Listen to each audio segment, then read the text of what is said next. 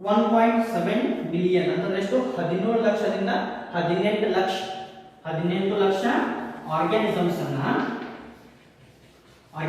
ಏನ್ ಮಾಡಿದರು ಐಡೆಂಟಿಫಿಕೇಶನ್ ಮಾಡಿದ್ದಾರೆ ಆಲ್ರೆಡಿ ಏನ್ ಮಾಡಿದರು ಐಡೆಂಟಿಫಿಕೇಶನ್ ಮಾಡಿ ಮುಗಿಸಿದ್ದಾರೆ ಇನ್ನು ನಮಗೆ ಏನಾಗಬೇಕು ಕೆಲವೊಂದಿಷ್ಟು organisms either it may be a plant either it may be a animal either it may be a or it may be a microorganism ಯಾವುದಾದರೂ ಆಗಿರಬಹುದು ಇನ್ನೂ ಕೂಡ ನಮಗೆ ಐಡೆಂಟಿಫಿಕೇಶನ್ ಮಾಡೋದಕ್ಕೆ ಉಳಿದಿದ್ದಾವೆ ಓಕೆ ಮಾಡೋದಕ್ಕಾಗಿ ಉಳಿದಿದ್ದಾವೆ ಹಾಗೆ ಈಗ ಐಡೆಂಟಿಫೈ ಮಾಡಿದ್ರೊಳಗಾಗಿ ಓಕೆ ಐಡೆಂಟಿಫೈ ಮಾಡಿದ್ರೊಳಗಡೆ ಎಷ್ಟು about 1.2 million animals are recognized or identified. About 1.2 million animals are identified and about 0.5 million plants are about 0.5 million plants are identified so far. Okay.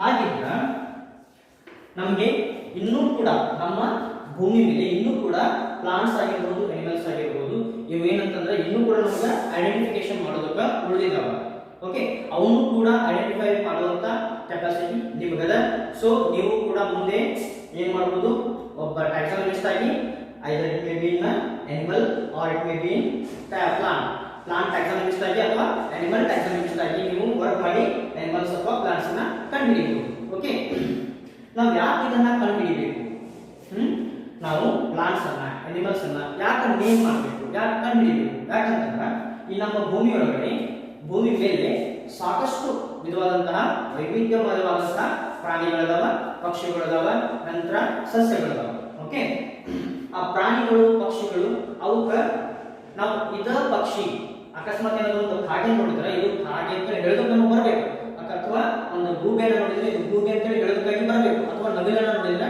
ನವಿಲು ಅಂತ ಹೇಳಿ ಹೇಳೋದಕ್ಕೆ ಬರಬೇಕು ಅಂತಂದ್ರೆ ಏನ್ ಮಾಡ್ಬೇಕು ಅದು ಯಾವುದೋ ಒಂದು ಪಕ್ಷಿ ಹಾರಿತ್ತು ಅಂತಂದ್ರೆ ಅದನ್ನ ನೋಡಿ ನಾವು ಹೇಳ್ಬೇಕು ಇದು ಈ ಪಕ್ಷಿ ಅಂತ ಹೇಳಿ ಆ ಪಕ್ಷಿ ಅಂತ ಹೇಳೋದಕ್ಕೆ ನಮ್ಗೆ ಹೆಂಗ್ ಬರ್ತದೆ ಅವುಗಳನ್ನ ನೋಡಿ ಐಡೆಂಟಿಫೈ ಮಾಡಿದಾಗ ಮಾತ್ರ ನಮಗೆ ಏನ್ ಬರ್ತದೆ ಅದು ಆ ಪಕ್ಷಿ ಅಥವಾ ಅದು ಆ ಪ್ರಾಣಿ ಅಂತ ಹೇಳಿ ಹೇಳೋದಕ್ಕಾಗಿ ಬರ್ತದೆ ಓಕೆ ನಾರ್ಮಲಿ ನಾವು ಏರಿಯಾ ಒಳಗಡೆ ಇಷ್ಟು ಪ್ರಾಣಿ ಸಿಗ್ತವೆ ಓಕೆ ನಮ್ಮ ಏರಿಯಾ ಒಳಗಡೆ ಮಾತ್ರ ಇಷ್ಟು ಪ್ರಾಣಿ ಸಿಗ್ತವೆ ಅಥವಾ ನಾವು ಬೇರೆ ಕಡೆ ಹೋದಾಗ ಏನ್ ಮಾಡ್ಬೋದು ಅಲ್ಲಿ ಕೂಡ ಪ್ರಾಣಿಗಳು ಇರ್ತಾವೆ ಫಾರ್ ಎಕ್ಸಾಂಪಲ್ ಫಾರೆಸ್ಟ್ ಇರ್ತವೆ ಫಾರೆಸ್ಟ್ ಅಲ್ಲಿ ನಮ್ಗೆ ಏನಾಗ್ತವೆ ಜಾಸ್ತಿ ಪ್ರಾಣಿಗಳು ಸಿಗ್ತಾವೆ ಅಥವಾ ಜಾಸ್ತಿ ಮರಗಳೇನಾಗ್ತವೆ ಸಿಗ್ತಾವೆ ಅಂತ ಪ್ರಾಣಿಗಳನ್ನ ನಮ್ಗೆ ಐಡೆಂಟಿಫಿಕೇಶನ್ ಮಾಡೋದಕ್ಕಾಗಿ ಬರಬೇಕು ಐಡೆಂಟಿಫಿಕೇಶನ್ ಮಾಡಿದ ನಂತರ ಏನ್ ಮಾಡಬೇಕು ನಾಮೆನ್ಕ್ಲೇಚರ್ ಮಾಡಬೇಕು ಓಕೆ ಸ್ಟೂಡೆಂಟ್ಸ್ ನಾವು move on to nomenclature then what is nomenclature ಅಂತಂದ್ರೆ ಏನು ಕನ್ನಡದೊಳಗೆ ಏನಂತಾರೆ ಅಂತಂದ್ರೆ ಹೆಸರಿಡೋದು ಅಂತ ಹೇಳ್ತಾರೆ ಏನಂತಾರೋ ಹೆಸರಿಡೋದು ಹೆಂಗ್ ಹೆಸರಿಡೋದು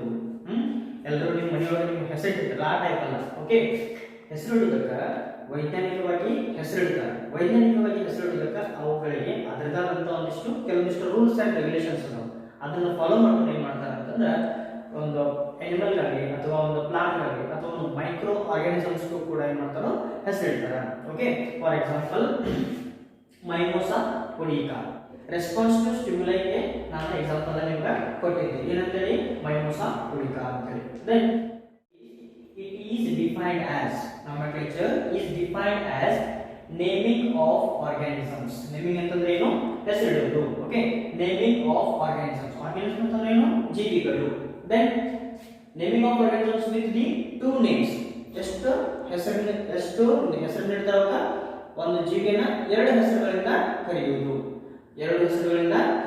ಅದರೊಳಗ ಒಂದು ಹೆಸರು ಏನಿರ್ತೈತೆ ಅಂತಂದ್ರೆ ಜನರಿಕ್ ನೇಮ್ ಇರ್ತೈತಿ ಓಕೆ ಜನರಿಕ್ ನೇಮ್ ಮತ್ತೊಂದು ಹೆಸರು ಏನಿರ್ತೈತಿ ಅಂತಂದ್ರೆ ಸ್ಪೆಸಿಫಿಕ್ ಆರ್ ಸ್ಪೀಸಿಸ್ ನೇಮ್ ಪ್ರಭೇದದ ಹೆಸರು ಓಕೆ ಪ್ರಭೇದ ಅಂತ ಹೇಳಿದ್ರೆ ಪ್ರಭೇದ ವರ್ಗಗಳು ಅಥವಾ ಕುಟುಂಬ ಅಂತ ಎಲ್ಲ ಕರಿತೀವಿ ನೀವು ಓಕೆ ಒಂದು ಹೆಸರನ್ನ ನಾವೇನ್ ಕರಿತೀವಿ ಅಂತಂದ್ರೆ ಜನರಿಕ್ ನೇಮ್ ಅಂತ ಕರಿತೀವಿ another one is specific name or species name ಅಂತಂದ್ರೆ ಏನು ಪ್ರಭೇದದ ಹೆಸರು for example in these three examples Mimosa pudica there are two names ಇಲ್ಲಿ naming of organism with two names ಇಲ್ಲಿ ನೋಡ್ರಿ ಎರಡು ಹೆಸರು ಇದಾವ one is Mimosa another one is ಹುಡಿಕಾ. ಮೈಮೋಸಾ it is the generic name. Mimosa it is the generic name, and then ಹುಡಿಕಾ it is the species or specific name. Specific kind or species name. And another example is Mangifera indica. Okay, Mangifera indica ಅಂತ ಯಾವುದು? Mango scientific name is Mangifera indica. Here Mangifera is the generic name, indica is the specific name. And again Oryza sativa ಅಂತಂದ್ರೆ ಯಾವುದು? ಭತ್ತ. Okay, ಭತ್ತಕ್ಕೆ ನಾವು ಎಂತ ಕರಿತೀವಿ? Oryza sativa ಅಂತ ಹೇಳಿ ವೈಜ್ಞಾನಿಕವಾಗಿ ಹೆಸರಿಡ್ತಾರೆ. Here Oryza is the generic name, sativa is the specific name or species name. Then now nomenclature ಯಾಕೆ ಮಾಡಬೇಕು? Okay, it is the big question, that is why we should call or why we should name the organisms. ನಾವು ಯಾಕೆ naming ಮಾಡಬೇಕು ಅಂತಂದ್ರೆ, for example we have number of nomenclatures. Okay, number of nomenclatures among that local nomenclature. local ಅಂತಂದ್ರೆ ಏನು? ಇಲ್ಲಿ ನಮ್ಮ local ಒಳಗೆ ನಾವು ಏನು ಮಾಡ್ತೀವಿ? ಕೆಲವೊಂದಿಷ್ಟು ಪ್ರಾಣಿ, ಪಕ್ಷಿ ಅಥವಾ ಕೆಲವೊಂದು ಗಿಡ ಮರಗಳಿಗೆ ಏನು ಮಾಡ್ತೀವಿ? ಹೆಸರನ್ನ ಇಟ್ಟಿರ್ತೀವಿ. ಓಕೆ, ಸೈಂಟಿಫಿಕ್ ನೇಮ್ ಎರಡು ತರ ನಾವು ನೇಮಿಂಗ್ ಅನ್ನ ಮಾಡ್ತೀವಿ. ಒಂದು ಲೋಕಲ್ ನೇಮ್ ಅಂತಂದ್ರೆ ಏನು? ನಮ್ಮ ಲೋಕಲ್ ಏರಿಯಾ ಒಳಗಡೆ ಏನಂತಾರೆ, ನಾವು ಏನೋ ಪ್ರಾಣಿಗೆ ಪಕ್ಷಿಗೆ ಏನಂತ ಹೆಸರಿಟ್ಟು ಕರೀತೀವಲ್ಲ, ಅದು ನಮಗೆ ಲೋಕಲ್ ನೇಮಿಂಗ್ ಅಥವಾ ನಾವು ಲೋಕಲ್ ನಾಮೆನ್ಕ್ಲೇಚರ್ ಅಂತ ಆಗ್ತದೆ. ನಂತರ another one is nomenclature, that is scientific nomenclature. scientific ಅಂತಂದ್ರೆ ಏನು? ವೈಜ್ಞಾನಿಕವಾಗಿ ಹೆಸರನ್ನ ಇಡೋದು. ವೈಜ್ಞಾನಿಕವಾಗಿ ಹೆಸರನ್ನ ಇಡಬೇಕಂದ್ರೆ ಅವಕ್ಕೆ ಕೆಲವೊಂದಿಷ್ಟು set of rules and regulations ಇರ್ತಾವ. ಅವನ್ನ ನೋಡ್ಕೊಂಡು ನಾವು ಏನು ಮಾಡಬೇಕು? ಒಂದು ಪ್ರಾಣಿ ಪಕ್ಷಿಗೆ ಏನು ಮಾಡ್ತೀವಿ? ಹೆಸರನ್ನ ಇಡ್ತೀವಿ. ಇವನ್ ಫಾರ್ ಪ್ಲಾಂಟ್ಸ್ ಆಲ್ಸೋ.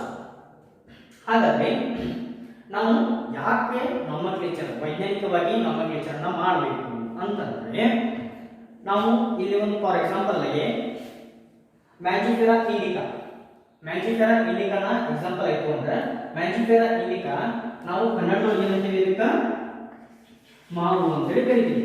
ಕನ್ನಡದಲ್ಲಿ ಏನು? ಮಾವು ಅಂತೇಳಿ ಕರಿತೀವಿ. ಮಾವಿನ ಗಿಡ ಅಥವಾ ಮಾವಿನ ಮರ ಅಂತೇಳಿ ಕರಿತೀವಿ. ಅದನ್ನ ನಾವು ಎಲ್ಲಿ ಕರಿತೀವಿ? ಕರ್ನಾಟಕ ಸ್ಟೇಟ್ ಒಳಗಡೆ ನಾವೇನ್ ಮಾಡೋದು? ಕನ್ನಡದಾಗ ಮಾವು ಅಂತೇಳಿ ಕರಿತೀವಿ. ಅದರ ಹಿಂದಿ ಒಳಗಡೆ ಅಥವಾ ನೀವೆಲ್ಲರೂ ಉತ್ತರ ಭಾರತಕ್ಕೆ ಹೋದ್ರೆ ಅಂತಂದ್ರೆ ಏನಾಗತ್ತಿ? ಮಾವಿನ ಅಂತ ಕರೀತಾರೋ ಬೇರೆ ಹೆಸರಿಂದ ಕರೀತಾರೆ. ಅಕಸ್ಮಾತ್ ನೀವು ತಮಿಳುನಾಡಿಗೆ ಹೋದ್ರಿ, ತೆಲಂಗಾಣಕ್ಕೆ ಹೋದ್ರಿ ಅಥವಾ ಬೇರೆ ದೇಶಕ್ಕೆ ಹೋದ್ರಿ ಅಂತಂದ್ರೆ ನಾವೇನ್ ಮಾಡ್ತೀವಿ? ಅಲ್ಲಿ ಹೋಗಿ ನೀವು ಮಾವು ಅಂತ ಹೇಳಿದ್ರೆ ನಿಮ್ಗೆ ಯಾರಿಗೂ ಗೊತ್ತಾಗಿಲ್ಲ, ನಿಮ್ಗೆ ಗೊತ್ತಾಗಿ ಅವ್ರಿಗೆ ಗೊತ್ತಾಗಿಲ್ಲ. ಹಂಗಾಗಿ ನಾವು ಎಲ್ಲೇ ಇದ್ರೂ ಕೂಡ ಒಂದು ಮಾವಿನ ಗಿಡ ಅಂತ ಹೇಳಿ ನಾವು ಕರೆದ್ರೆ ಅದು ಆಲ್ ಓವರ್ ಇಂಡಿಯಾ ಆಗಿರ್ಬೋದು ಅಥವಾ ಆಲ್ ಓವರ್ ದಿ ವರ್ಲ್ಡ್ ಎಲ್ಲಿ ಹೋದ್ರೂ ಕೂಡ ಮಾವಿನ ಗಿಡ ಅಂತಂದ್ರೆ ಇದ ಪ್ಲಾಂಟ್ ಅನ್ನ ತೋರಿಸಿದ್ರೆ ಇದು ಮಾವಿನ ಗಿಡ ಅಂತ ಹೇಳಿ ಹೇಳಬೇಕು, ಅಥವಾ ಮ್ಯಾಂಜಿಫೆರಾ ಇಂಡಿಕಾ ಅಂತ ಹೇಳಿ ಹೇಳಬೇಕು. ಅದಕ್ಕಾಗಿ ಸೈಂಟಿಸ್ಟ್ ಏನ್ ಮಾಡಿದ್ದಾರೆ ಅಂತಂದ್ರೆ, ಈ ಪರ್ಟಿಕ್ಯುಲರ್ ಆರ್ಗಾನಿಸಮ್ಗೆ ಸೈಂಟಿಫಿಕ್ ನೇಮ್ ಅನ್ನ ಇಟ್ಟಿದ್ದಾರೆ. ಯಾಕೆ ಇಟ್ಟಿದ್ದಾರೆ ಅಂತಂದ್ರೆ, ಅರ್ಥ ನಿಮ್ಗೆ ನಾವು ಆಲ್ ಓವರ್ ದಿ ವರ್ಲ್ಡ್ ಎಲ್ಲೇ ಹೋದ್ರೂ ಕೂಡ ನಮಗೆ ಏನ್ ಹೇಳಬೇಕು? ಯಾರೇ ಏನೋ ಕೂಡ ಮ್ಯಾಂಜಿಫೆರಾ ಇಂಡಿಕಾ ಅಂತ ಹೇಳಿದ್ರೆ ನಾವು ಅವರು ಕೂಡ ಹೋಗಿ ಮಾವಿನ ಮರನ ತೋರಿಸಬೇಕು ಅನ್ನೋ ಕಾರಣಕ್ಕಾಗಿ ಏನ್ ಮಾಡ್ತಾರೆ ಅಂತಂದ್ರೆ ಸೈಂಟಿಫಿಕ್ ನೇಮಿಂಗ್ ಅನ್ನ ಮಾಡ್ತಾರೆ. Okay, this is the importance of the nomenclature. Scientific discussed two more concepts. One is biodiversity, another one is nomenclature. Okay, biodiversity definition, nomenclature definition, and characteristic features of organism.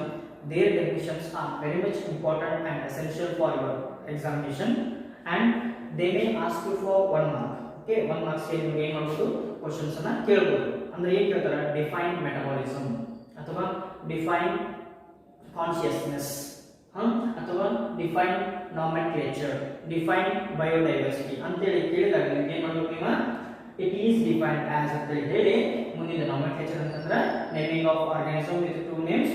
One is specific name, another one is generic name ಅಂತ ಹೇಳಿ ಹೇಳ್ಬೇಕು. Okay, then biodiversity ಕೇಳಿದಾಗ it is the some total of species richness ಅಂತ ಹೇಳಬೇಕು, ಅಥವಾ it is the some total of species richness in a particular area ಅಂತ ಹೇಳಿ ಹಿಂಗ ನೀವು ಆನ್ಸರ್ ಮಾಡಬೇಕು.